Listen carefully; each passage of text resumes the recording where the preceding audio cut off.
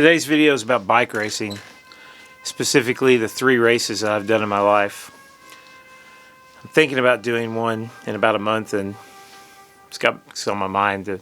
I've rode it many times, the Dirty South Roubaix 100K gravel race over in Old El Paso, Illinois.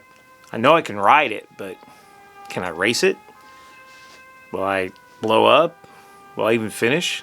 So I've done 3 road bike races. I've never done a mountain bike race or anything, but I've done 3 road bike races, official road bike races in my life, where I had like a racing license. And first one was 1996, and I thought I was a bike racer for some reason, even though I'd only done a handful of charity rides. And I went to a bike race over in Grand Rivers, Kentucky, and I made a fool of myself. I mean, I wasn't even remotely capable of riding at anything that resembled a race pace. First climb, I got dropped. I got passed by a master's group, a juniors group, a ladies group, another ladies group, and I finished the first lap of 20 or 10 miles and went home. I thought, I'll never do that again. I learned my lesson. And 15 years later, something like that, around 2011, I did my second race, and it was the Great Egyptian Omnium. I'd been riding more, training. I had lost quite a bit of weight, and I felt like maybe, I didn't think I could win, but I thought, well, I should try this. Maybe I'll have a chance. And in this particular race, I did a lot better. I didn't get dropped from the pack. I got dropped from the front group. I actually led the race up the first big climb. And about halfway up that climb, I kind of faded back to the second group, third group, and then maybe stayed in the fourth group for a while, but couldn't really hang with those guys either. I was just totally 2 big climbs, and I was totally gassed, and I just went way, way, way beyond what I was capable of, and ended up coming in 26th out of like 50. It was a huge group, and a lot of strong riders. I'm sure a lot of those guys probably shouldn't have been in Cat 5. And, they looked pretty pro, and they were racing Cat 5. And I was pretty happy with myself because I was like, well, I rode as hard as I could. I got, halfway through the pack, and probably would have done better if I hadn't blown up there trying to lead up the first climb. So third race I've done was a totally different story. I won this race, which I don't, it's awesome to win a race, but I don't take a lot of credit for this because I was the weakest rider in this particular group. This was the Great Egyptian Omnium in DuQuoin, which I think was a couple years later. I think 2013 was the year. We did we did laps. The road course was actually about a 2-mile laps around a fairgrounds, and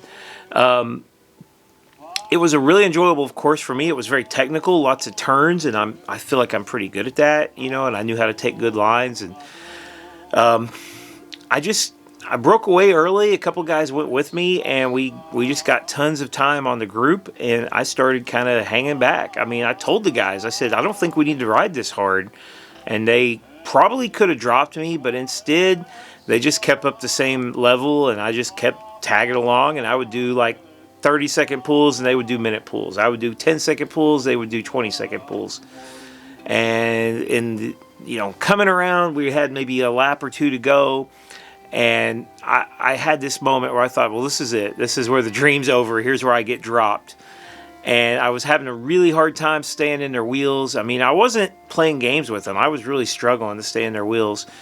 But I thought, when you're in a race and when you're doing well, you can find resources you didn't know you had, and you can draw on power that you can't normally draw on. And I was somehow able to just grit my teeth and just stay with these guys. And I mean, it hurt, but I thought, well, it's gonna stop hurting soon. I just hurt a little longer.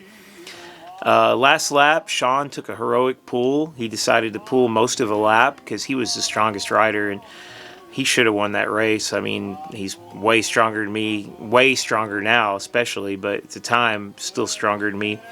He took a huge pull, and I think he was a little winded at the end. The other guy had a slight problem on the last corner with his kind of a bad line, and I remember thinking, I'm going to win this race, and the thought of like the thrill that went through me when I thought, I think I'm going to win this race, followed by just like an intense calm. I mean, I just felt like I had it. I just put my head down, got on the tops, like aero bar, and I just went all out on the final straight. And I didn't look behind me. I could just kind of feel that I was going just as fast as Sean, and he couldn't come around me. And I ended up maybe half a bike length. I don't know. I know that I won. And while I will never beat Sean in a race again. He has really, really, really gotten stronger, and I think he'll be at the Dirty South. So give him a little chance to take a little revenge, even though I know he doesn't feel that way. But do I want to do a bike race? I think I do. But gravel racing is different. For road biking, it's really just about results. Either you stay in the pack, you don't. Your place matters. Should you be there? Should you not be there? Gravel racing, there's going to be guys that are drinking beer in the middle of the ride. There's going to be guys with goofy helmets on. I mean, it's a race, but it's fun, and it's not really about the results. It's about achieving what you can achieve, and that's why I think gravel racing has become so popular. It doesn't have that stigma of seriousness, of over seriousness that road bike racing has. It's fun. It's still hard. It's still a challenge. I mean, I'm still going to drill myself trying to do as well as I can. But if I'm not in the front group, if I'm not in the middle of the pack, wherever I'm at, just finishing the ride is going to be a pretty big win for me. So it's more like a marathon, less like a 5K or something. You got to perform over time. The leaders will finish in 3 hours, and the last place guy will probably finish in 6. And everybody will have a challenge. Nobody's going to feel like they don't belong. So I'm looking forward to it. Later, guys.